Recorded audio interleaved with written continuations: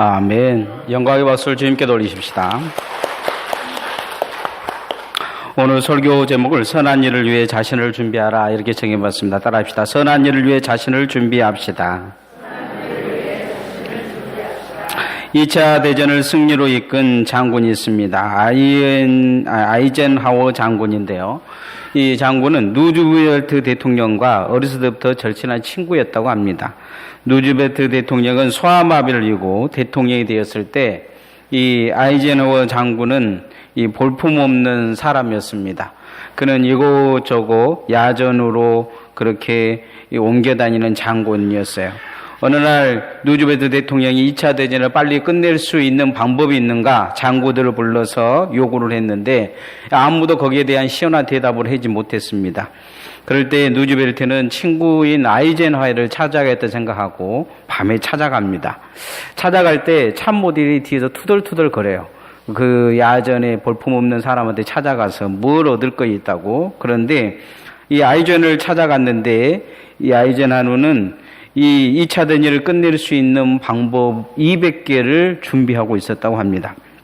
그 중에 하나가 노르망디 상륙 작전입니다. 그날 대통령 참모들이 투덜거리러 갔는데 깜짝 놀라서 아이젠하워에게 물었습니다. 만약에 당신에게 오늘 저녁 우리가 찾아오지 않았다면 이 계획들은 아무 쓸모가 없는데 아무 확답도 없는 상황에서 뭐하라고 이것을 준비하고 있었습니까? 이렇게 물으니까 아이젠하워 장군이 그때 이야기하는 것은 이런 말이었다고 해요. 쓰고 안 쓰는 것은 위에 계신 하나님께 달려 있는 것입니다. 나는 다만 내가 해야 될 일을 준비하고 있었을 뿐입니다. 라고 말했다고 합니다. 우리의 신앙에도 보면 사람들은 하고 안 하고가 문제가 아니고 시켜주고 안 시켜주고가 문제일 때가 많습니다. 어떤 사람들을 보면 어떻게 준비되어 있는지 정확히 보이지 않을 때가 많아요. 우리는 이 땅에 살면서 어떤 준비를 하고 있습니까?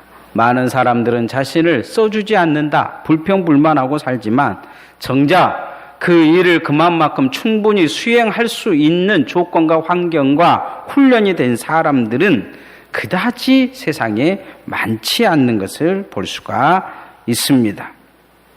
쓰고 안 쓰고는 하나님께 달려져 있지만 하나님을 위해 우리는 준비되어져야 될 줄 믿습니다. 세상에서도 무언가 일을 시키려면 잘 준비된 사람을 찾습니다. 잘 준비된 일꾼을 찾으시는 하나님이 준비된 자를 찾지 않으실 리가 없습니다. 안 쓰실 리가 없다는 것입니다. 그렇게 잘 준비함을 통해 하나님 앞에 귀히 사용되어지는 주님의 일꾼들 되어지기를 소원합니다. 오늘 바울 사도는 자신이 먼저 복음을 위해 준비된 자라고 이야기를 합니다. 그리고 그렇게 또 디모데에게 그렇게 준비하라고 요구하고 있는 걸 볼 수가 있습니다. 따라합시다. 복음을 위해 준비됩시다. 어느 식당에 말이 아주 서툰 외국 종업원이 있었습니다.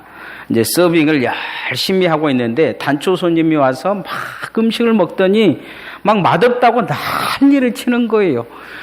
종업원 앞에서 막 손님들의 얼굴이 막 일그러지고 막 그런 상황이 됐는데 이제 이 종업원도 당황하면서 그런 이야기를 했어요. 이제 제가 죽을 준비를 하겠습니다. 이제 손님들이 깜짝 놀라는 거예요. 아니 음식 하나 맛없다고 죽을 준비를 하네. 도대체 이 주인은 도대체 어쩐 주인이냐 하면서 주인을 불러서 막 뭐라 그러는 거예요. 어떻게 종업원이 죽는다는 이야기를 하냐. 그렇게 하니까 주인이 그 말을 하는 말이 뭐 말냐면 다음 코스는 죽입니다. 이렇게 이야기하더라는 거죠. 다음 코스가 죽이라는 거죠. 외국인 생각에는 외국인은 죽을 준비한다고 했는데 죽을 줄 알았던 것입니다.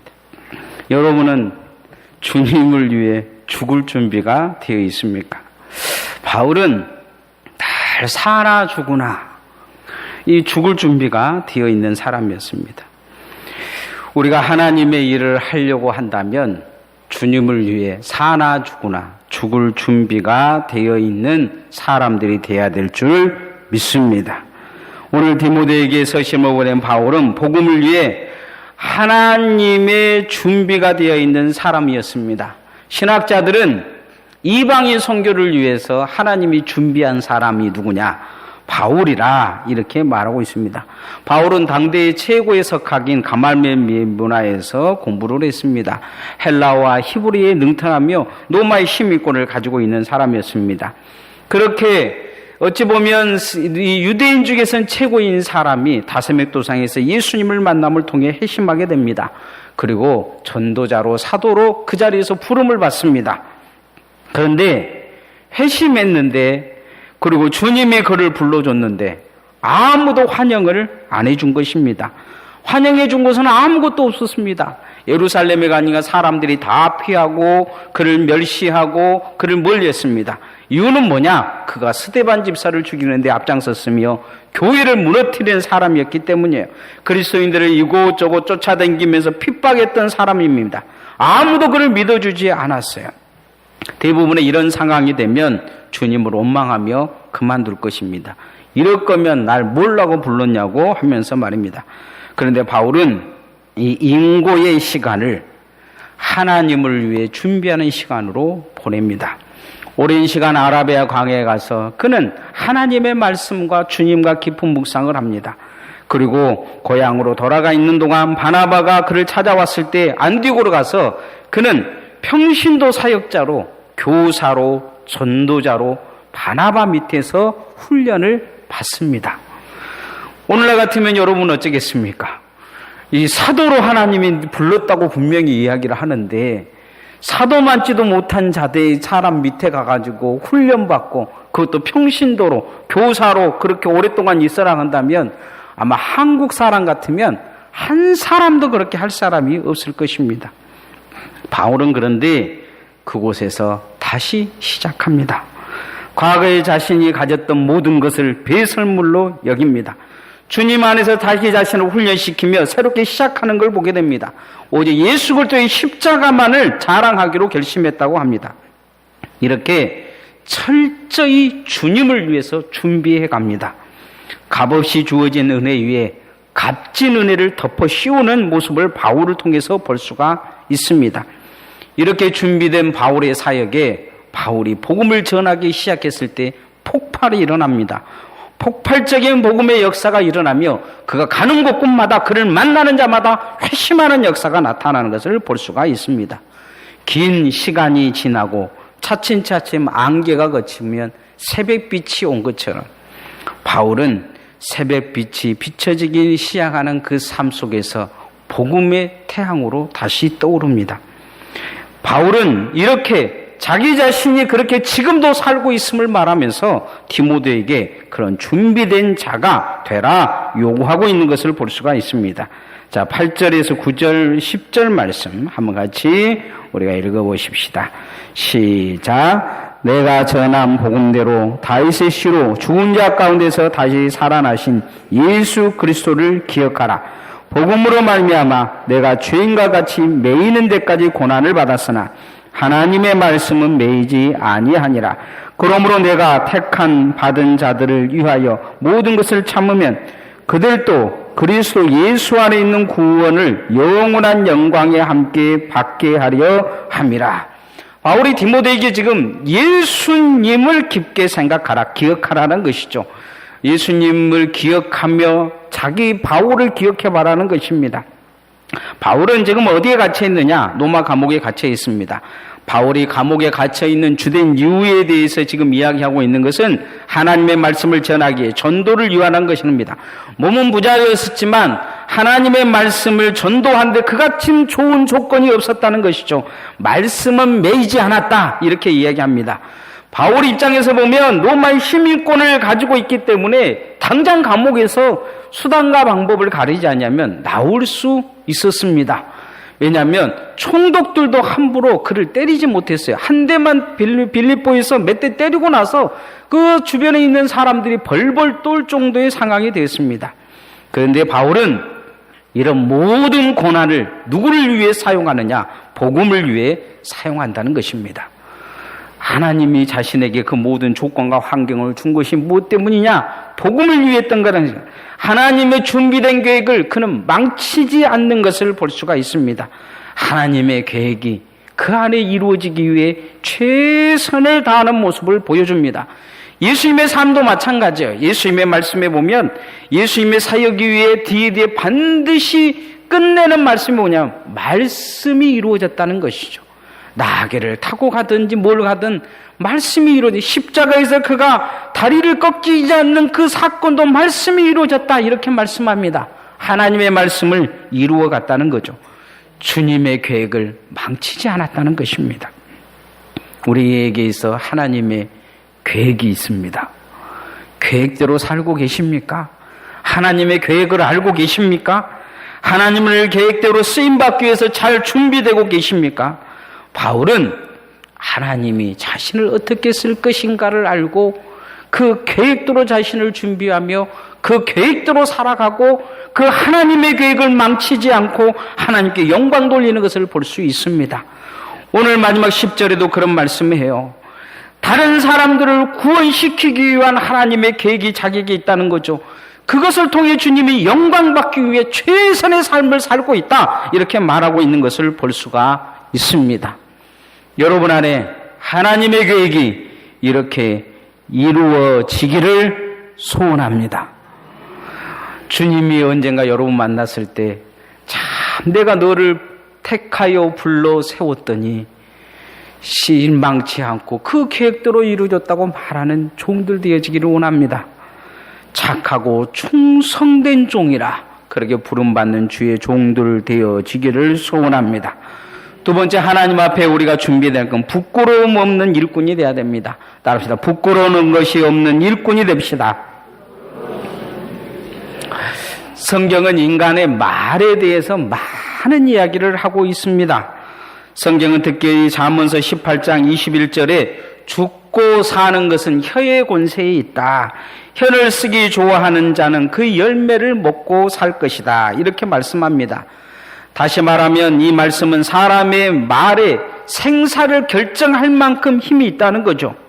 우리는 이 말씀을 별로 심각하게 생각하지 않지만 이 말이 얼마나 중요한지 민수기에서 보면 알 수가 있습니다.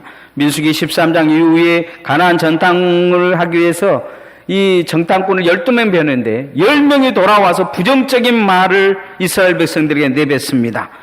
백성들이 아주 낙담하게끔 만들어버려요. 하나님을 원망하게 만들어버립니다. 긍정적인 사고를 주어지지 않아요. 그날 저녁에 그들은 밤새 웁니다. 하나님을 원망합니다. 그래서 하나님께서 그 밤이 지나가 나와서 하시는 말씀이 있어요.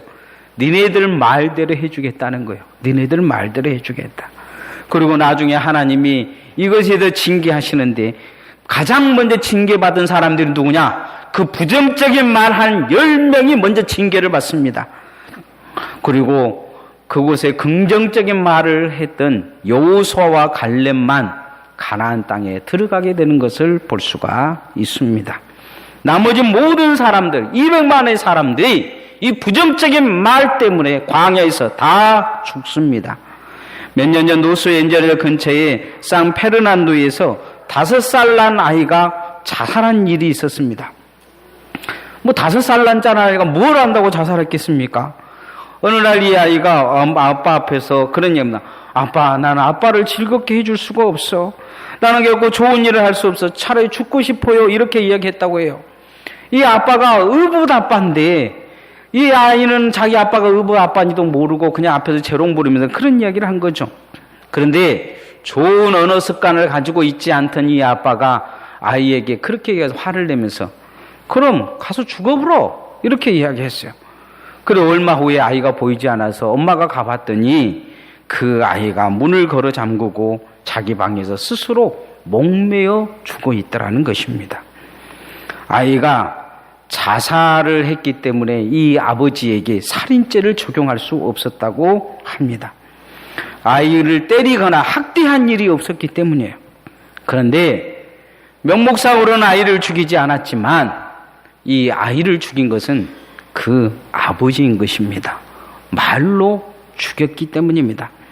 잘못된 언어 습관이 한 아이의 생명을 빼앗아 가버린 것입니다. 인간은 언어 훈련을 해야 됩니다. 교회 오셔서 반드시 해야 될 것이 뭐냐면 말을 바꿔야 됩니다. 옆 사람이 이야기합시다. 말을 바꿉시다. 말을 바꿔야 돼요. 언어 훈련을 해야 됩니다. 훈련되지 않는 언어는 잠언서 21장 8절에 보면 칼과 같다고 했어요. 칼과. 자, 여기서 뭐 이거 말하는 칼은 뭔 칼이냐면 밥에 먹는 칼 이야기하는 것이 아닙니다. 사람 죽이는 칼을 이야기하는 거예요. 남을 죽이고 상처낸다는 것입니다. 바울 사도도 그리스도인은 반드시 복음을 전하기 위해서 예수 이야기하기 전에 먼저 그 말부터 바꿔야 된다 이야기합니다. 말 안 바꾸고 예수님 전하면 똥과 함께 빵을 묻혀서 똥을 묻혀서 주는 것과 똑같습니다. 그것을 누가 받아서 얻어먹겠습니까? 부끄러움이 없는 언어, 그것을 가진 부끄러움 없는 종이 돼서 복음에 전할 수 있는 준비자가 되라 요구하고 있는 걸 보게 됩니다. 자, 14절에서 17절 말씀 한번 같이 읽어보십시다. 시작. 너는 그들로 이 일을 기억하게 하여 말다툼을 하지 말라고 하나님 앞에서 엄히 명하라.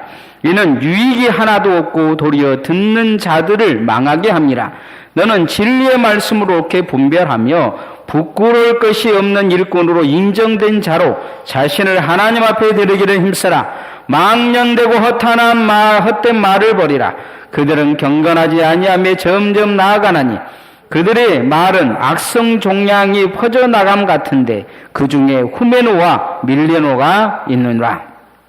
오늘 성경은 사람들이 말을 통해 사람을 죽이는 습관이 있다는 것을 이야기한 것입니다. 첫 번째는 말다툼 하는 거예요.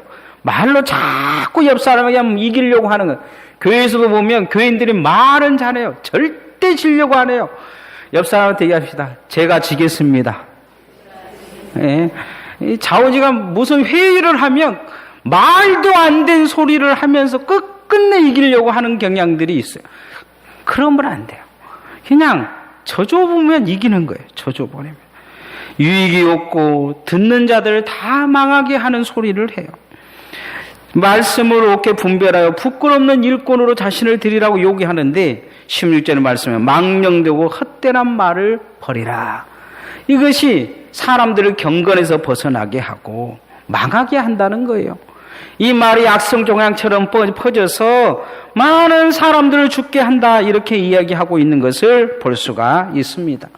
오늘 성경에 딱 이 불명예스러운 사람의 이름 두 이름을 딱 지목합니다. 후메노와 밀레도라고 이야기를 합니다. 바울 사도가 얼마나 마음에 맺혔으면 이들의 이름을 적였겠습니까? 이들이 앞에 다투는데 아마 앞장선 것 같아요. 망령되고 헛된 말만 퍼뜨리는 것 같아요. 거기까지는 좋은데 부활이 없다고 지금 떠들어대고 다니는 거예요. 사람들에게 있어서 암적인 존재로 커버린 것입니다. 왜 이들이 이렇게 살았겠습니까? 믿음이 없었기 때문이 아닐 것입니다. 여기서 이름이 나온 것은 믿음 있는 사람들입니다. 교회 안 다닌 사람들이 아닙니다. 아마 교회에서 충성한다고 열심히 한다고 헌신한다고 맨 앞장서서 뭐든지 했던 사람들일 것입니다. 이들이 충성하지 않았다 이렇게 말하지 않습니다. 중요한 것은 그들의 입에 저주의 말이 있었기 때문입니다. 다른 사람들을 계속 저주하고 산다는 것입니다. 다른 사람을 계속 흠집내고 다른 사람을 계속 뒤에서 깎아내며 그렇게 산다는 거죠. 더군다나 더 심각한 것은 그것을 부끄럽게 생각하지 않은 거예요. 자기 자신이 그렇게 사는 것을 자랑스럽게 생각하는 것을 볼 수 있습니다. 예수의 사람들은 이렇게 사는 것을 부끄럽게 생각해야 됩니다. 그런 말이 내 입에 튀어나온다는 자체를 부끄럽게 생각해야 돼요. 예수의 사람들은 축복의 언어를 가져야 될 줄 믿습니다. 생명을 살리는 언어를 가져야 됩니다. 말로만 전도하면 뭐합니까? 뒤에서 다 까먹어버리는데 우리는 이것을 부끄럽게 생각해야 돼요. 이 부끄러움을 그쳐야 될 것입니다. 주님 앞에서 우리는 계속 훈련을 해야 됩니다. 언어 훈련을 해야 돼요. 내 입에서 축복의 말이 튀어나오는지 저주의 말이 튀어나오는지 늘 뒤돌아봐야 됩니다. 그리고 이왕 이 땅에 살아가면서 축복의 말로 산을 이루시기를 소원합니다. 뒤돌아온 삶을 뒤돌아보면 남을 축복하고 남을 칭찬하고 남을 세워준 말보다 남을 깎고 저주한 말이 산을 이룬다면 주님 앞에 서서 부끄러울 것입니다. 주님 앞에 우리가 어떻게 정결한 그릇으로 준비되어져야 되느냐? 생명의 언어, 축복의 언어를 가져서 우리가 전한 복음이 능력 있게 전해지기를 소원합니다. 마지막 세 번째, 바울 사도는 우리가 귀한 그릇으로 쓰임받기 위해 깨끗한 그릇이 되라 요구하고 있습니다. 따라합시다. 깨끗한 그릇이 됩시다. 어느 직장에 안 믿는 사람이 취직을 했는데 그 사장님이 교회를 아주 열심히 다닌 사람이었어요. 책상에는 성경책이 있고 그리고 그 안에는 간판이 이렇게 붙어져 있었습니다. 그런데 같이 근무하면서 말하는 거 보니까 무슨 생각이 드냐면 저 사장님이 믿는 예수는 예수가 아니다 생각이 든 거예요. 근데 그 교회는 가기 싫다. 그런 생각이, 그런 예수 안 믿고 싶다. 그런데 어떤 다른 볼품없는 직원을 보니까 그냥 늘 밑에서 쓰레기나 줍고, 그런데 그 사람을 보니까 뭐든지 감사합니다. 그리고 챙겨주고 겸손하고 그런 모습을 보면서 저 사람 다니는 교회는 나도 가고 싶다 하는 생각이 들더라는 것입니다. 우리는 다른 사람이 보기에 어떤 사람입니까? 오늘날 한국 교회 안에 많은 사람들은 금그릇, 은그릇은 되려고 하는데 깨끗한 그릇이 되려고 노력하지 않는 모습이 많습니다. 한국 사회가 한국 교회를 깨끗하다고 말하지 않습니다. 한국 교회는 지금 금그릇이 됐습니다. 은그릇이 됐어요. 교회 어느 곳에 가보든지 그 도시의 최고로 멋있는 그 건물이 교회입니다. 교회 안에 최고의 스피커 있고 최고의 오르간이 교회 안에 있습니다. 한국에 예술의 전당에도 없는 100억짜리 이 파이프 오르간이 교회에 있어요. 교회는 금그릇이 되었습니다. 은그릇이 됐어요. 근데 세상에서 교회는 더럽다고 이야기합니다.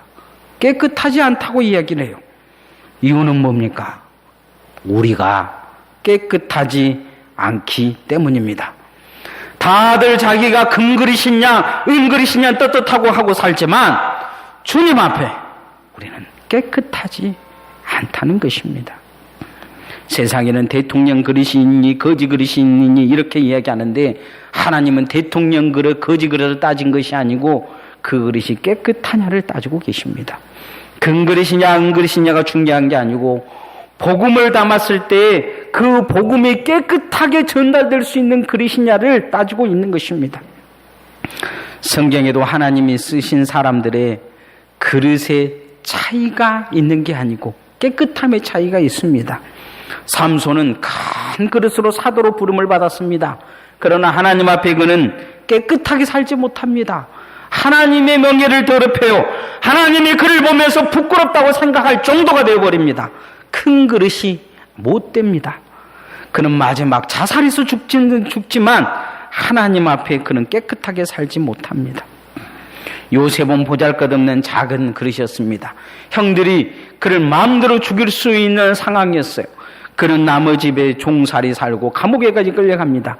그러나 그는 평생 깨끗한 그릇으로 살고로 예고합니다. 보디발의 아내가 유혹해도 자신을 지켜냅니다. 형들이 증오하고 형들이 자기를 미워하고 죽이려고 해도 그를 증오하고 증오하지 않고 용서하는 것을 볼 수가 있습니다. 다니엘도 자신의 뜻을 정해서 우상에 버리지 않는 깨끗함을 지켜냅니다. 우리도 하나님 앞에 이런 깨끗한 그릇으로 준비돼야 될 줄 믿습니다. 교회에서 금그릇이냐 은그릇이냐 따지지 마십시오. 주님 앞에 가면 깨끗하냐 안 깨끗하냐를 따질 것입니다. 자, 디모데후서 2장 20절, 21절 한번 같이 읽어보십시다. 시작. 큰 집에는 금그릇과 은그릇뿐 아니라 나무 그릇과 질그릇도 있어 귀하게 쓰는 것도 있고 천하게 쓰는 것도 있나니 그러므로 누구든지 이런 것에서 자기를 깨끗하게 하면 귀히 쓰는 그릇이 되어 거룩하고 주인의 쓰임에 합당하며 모든 선한 일에 준비함이 되니라. 20절 말씀이 여러 그릇을 이야기하는데 이 그릇이 중요하냐? 21절에 깨끗함이 중요하다. 이렇게 이야기합니다. 여기서 바울이 말하는 큰 집은 교회를 말합니다. 교회도 보면 금그릇 같은 사람들이 있습니다. 은그릇 같은 사람들이 있어요. 질그릇 같이 사는 사람들이 있습니다. 그런데 하나님은 어떤 그릇이냐? 질그릇이라도 깨끗하면 주님이 금그릇보다 더 귀하게 쓰십니다. 어떤 사람들은 금그릇 같으나 똥 묻힌 인생들처럼 사시는 분들이 있어요. 오늘날 한국교회 뉴스에 나오는 많은 사람들 보면 볼품없는 사람들이 아닙니다. 그들은 세상에서도 보면 성공한 사람들이에요. 금그릇 같은 사람들입니다. 그러나 주님의 얼굴에 똥칠하고 살고 있지 않습니까? 돼지와 사람의 다른 점은 사람은 더러움을 안다는 것입니다. 그러나 돼지는 더러움을 알지 못합니다. 사람은 뭔가 더러운 것이 묻혀지면 깨끗이 씻으려고 애를 씁니다. 돼지는 씻어놓으면 다시 시궁창에 들어가서 지가 싼 똥에 디둔 것이 돼지입니다. 세상 사람과 예수의 사람들이 다뤄야 될 중에 한 가지가 뭐냐? 예수의 사람들은, 세상 사람들은 마음의 중심을 자기 스스로 들여보지 않고 감추고 살고 겉만 깨끗하면 된 줄 알지만 예수의 사람들은 하나님이 보신 그 마음과 생각을 깨끗하게 해야 될 줄 믿습니다. 그래서 날마다 예수의 보혈의 피로 거듭나야 됩니다. 성령의 사람으로 새로워져야 됩니다. 성도는 날마다 자신 자신을 깨끗하기 위해서 힘쓰고 있어야 될 줄 믿습니다. 왜냐하면 우리는 복음을 전해야 될 사람들이기 때문입니다. 그렇게 주님 앞에 깨끗한 그릇으로 준비되어질 수 있기를 소원합니다. 하나님은 우리를 위대한 자로, 하나님은 우리를 이 땅에 복음을 전할 만한 천사가 흠모하는 자로 우리를 세우셨습니다. 우리는 우리 자신을 잘 준비해서 주님 실망시키고 살아서는 안 될 것입니다. 복음을 위해 준비되어야 될 것입니다. 부끄러울 것이 없도록 말부터 바꿔야 될 것입니다. 행동을 바꿔야 될 것입니다. 삶을 깨끗하게 하고 남이 보지 못하는 그 마음과 생각까지라도 정결하게 바꿔야 될 것입니다. 그렇게 주님께 귀하게 준비되어져서 귀하게 쓰임받는 종들 되어지기를 소원합니다. 찬양하겠습니다.